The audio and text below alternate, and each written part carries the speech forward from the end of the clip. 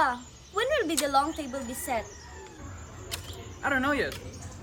I've heard it's not very specific, but I understand Esperanza wants it to be next month. Why is not bit more excited?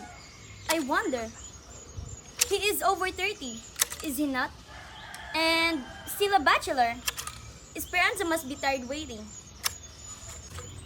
She does not seem to be in much hurry, either. How can a woman be in a hurry when the man does not hurry her?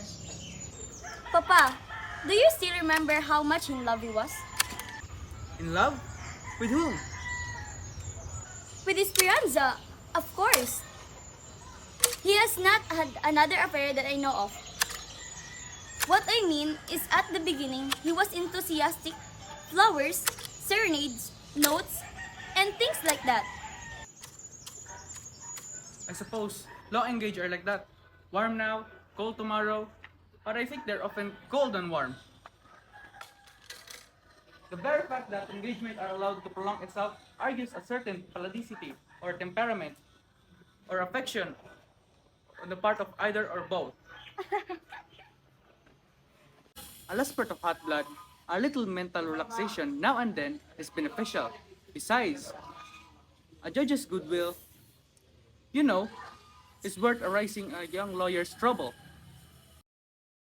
As my father loved to philosophize, he was saying that pace we're speaking of is natural enough for a beginning. Besides that, as I see it, was Alfredo's last race with escaping youth. Sitting quietly in my room now, I could almost revive the restlessness of those days, the feeling of tumultuous haste, such as I knew so well in my boyhood, when something beautiful is going on somewhere, and I was trying to get there in time to see. Hurry, hurry, or you will not see. Someone had seemed the urge in my ears. So, I avidly see in the shadow of love and deluded myself for a long while in that way of humanity from time immemorial. In the meantime, I became very much engaged to Esperanza.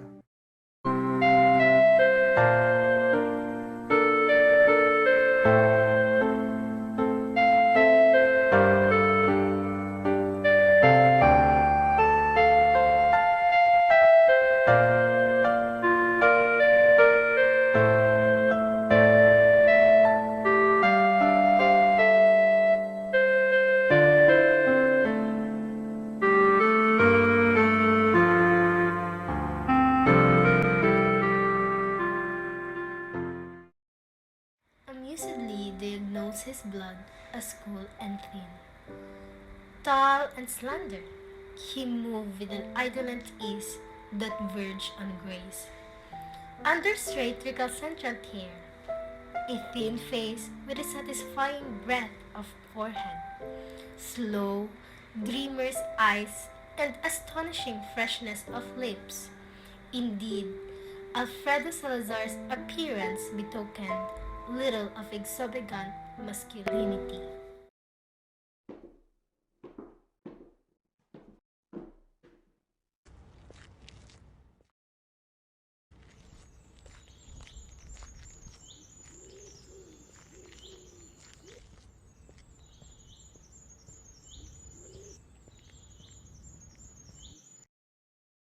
6 weeks ago, this house meant nothing to me, save that it was the Martinez house, rented and occupied by Judge Deval and his family. 6 weeks ago, Julia Salas meant nothing to me. I didn't even know her name. But now,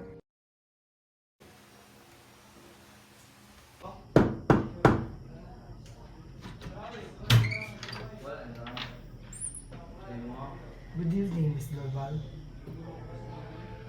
She's not my sister. She's my sister-in-law. Her name is Julia Salas.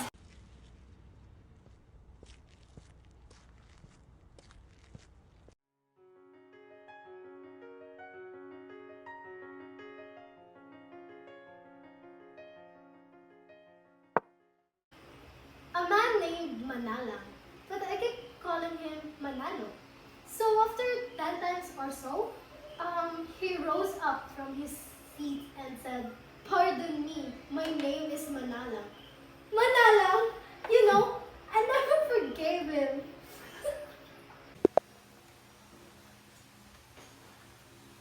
The best thing to do under the circumstances, I have found out, is to pretend not to hear. Because to let other person find out of his mistake without help. As you did this time, still, you look amused. Every time I was thinking about Mr. Manala.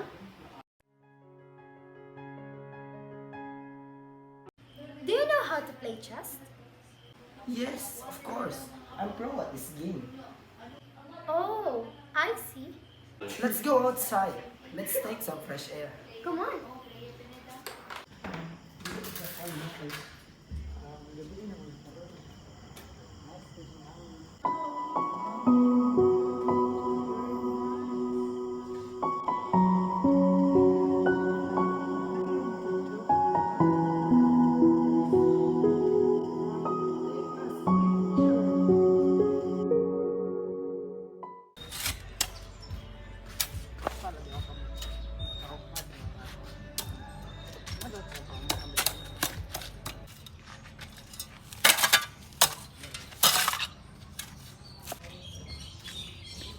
Guys, have some juice first.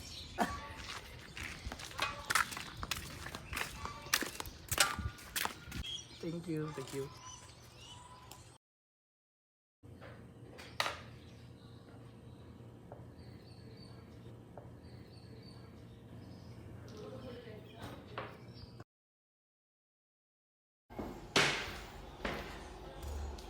Up here, I found something. Amusement? No, youth, it's spirit. Are you old? And Mark's desire. Down there, the road is too broad to throwing by feet, to burying of history. Down there, Mystery. That is so brief. not in some, not in you. You have known me a few weeks. So that's mystery.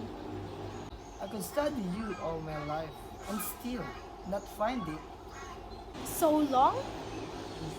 I should like to. Those 6 weeks were now so swift, seeming in the memory. Yet, had they been so deep in the living, so charged with compiling power and sweetness, because neither the past nor the future had relevance or meaning. I live only the present, day by day, live it intensely, with such a willful shouting out of fact as astounded me in my calmer moments.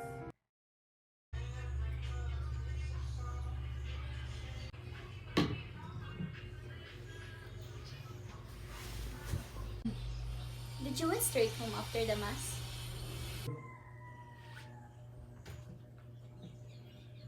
I went home to work. But sometimes I go with Papa to judge the vals.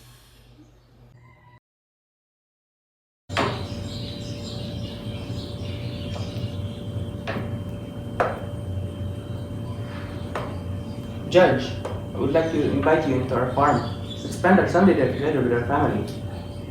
Oh, I would love to. Thank you for your invitation.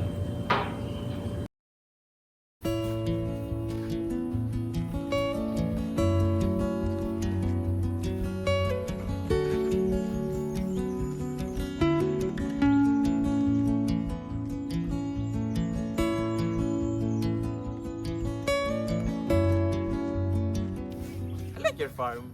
It's big. Yeah, I know. How many years is this? But 30 million? yeah.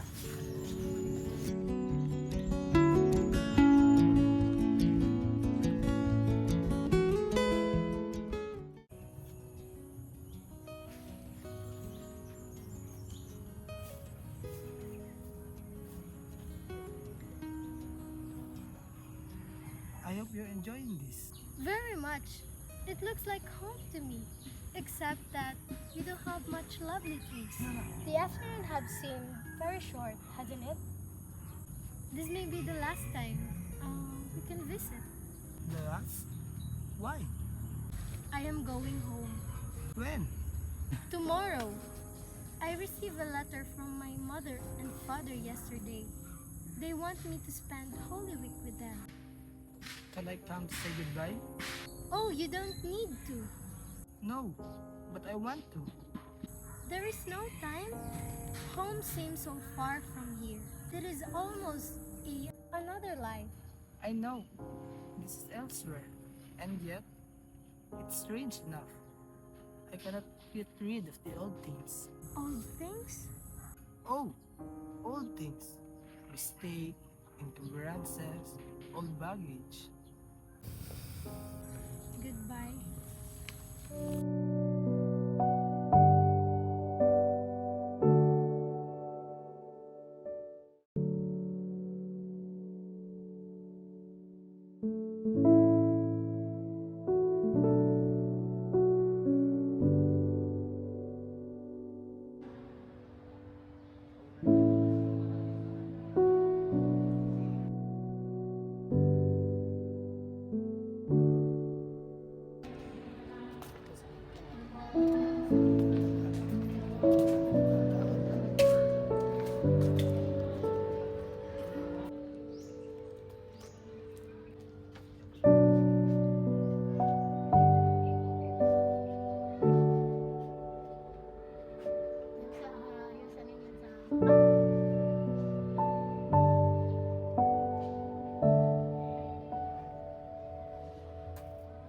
Esperanza, you can go home first with her. I have something to buy.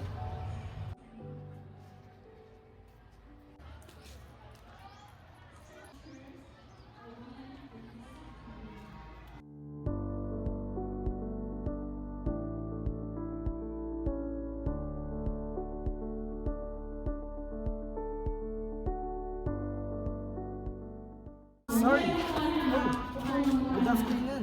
Had you understand that you had gone? No, my sister asked me to stay until they're ready to go. Is the judge going? Yes, Mr. Salazar, I wish to congratulate you For what? for your approaching wedding. I should have offered congratulations long before. But you know, mere visitors are slow to get the news. Already interested in you. When they are friends. Of course, yes. Would you come if I ask you? When is it going to be? May, May is the month of happiness. would you come? Well, why not? No reason. I'm just asking. Then you will? If you will ask me, Then I ask you. then I will be there.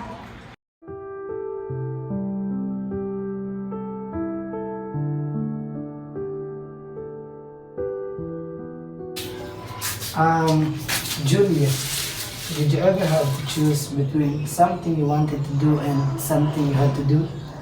No. I thought maybe you had that experience. Then you could understand a man who was in such a situation. You are fortunate. Does this man know what he should do? I don't know, Julia. Perhaps not. But there is a point where a thing escapes us and rushes downward of its own weight, dragging us along. Then it is foolish to ask whether one will or will not, because no longer depends on him. But why? Oh, why do I care after all? It's his problem.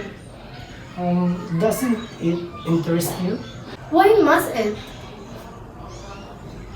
Oh, I have to say goodbye, Mr. Salazar. We are at the house.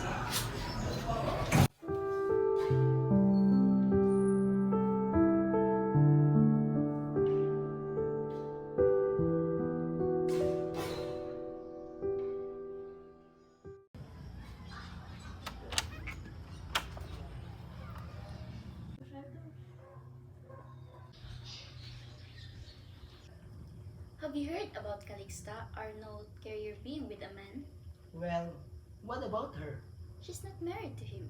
Besides, she should have thought of us. Nanay practically brought her up. We never thought she would turn out bad. what had Calixta done? Homely, middle-aged Calixta? You are very positive about her badness. But do you approve? Of what? But what she did? No. Well, All I say is that it is not necessarily weak. why shouldn't it be? You talk like an immoral man. I didn't know your ideas were like that. My ideas? The only test I wish to conduct is the test of fairness. Am I injuring anybody? No. Then, I am justified with my conscience. Am I right? Living with a man whom she is not married with, is that it? It may be wrong. And, again, it may not.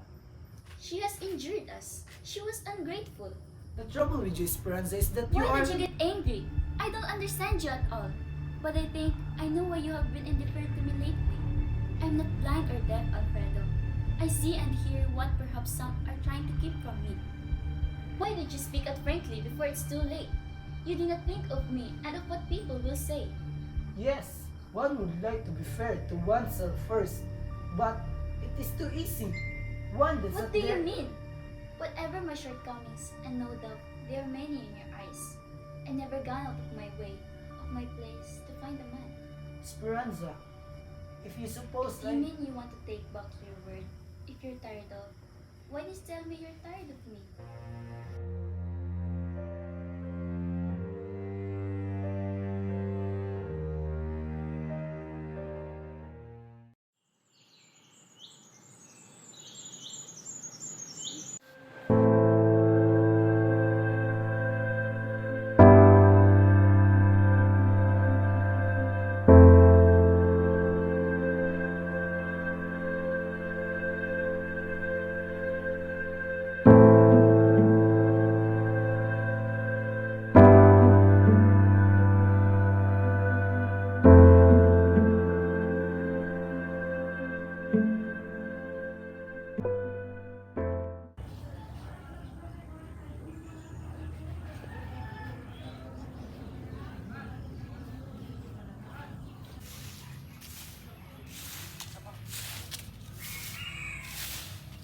Do you know where Julia Sala's house? Yes, I know.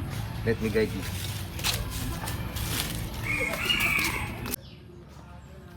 Over there. This place looked really exactly of what Julia Salas had told me. I cannot deny it, that until now, I can still remember her. I wonder how she is. Am I able to find her? I know, I came here for work, but I can't avoid to search if where you really are. I never lose hope that I could find you. Until this day, I finally found you, Julia.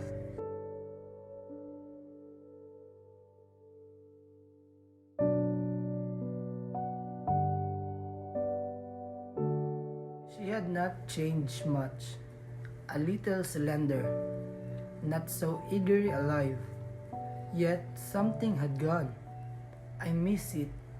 Sitting opposite her, looking through fully into her fine dark eyes. She asked me about the hometown, about this and that, in a sober, somewhat meditative tone.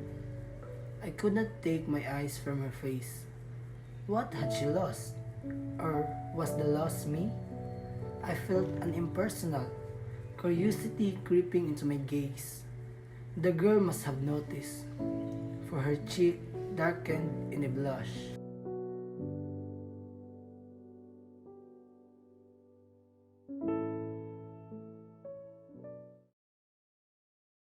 The young moon had set, and from that inviting pot he could see one half of a star-studded sky. So that was all over. Why had he obstinately clung to that dream?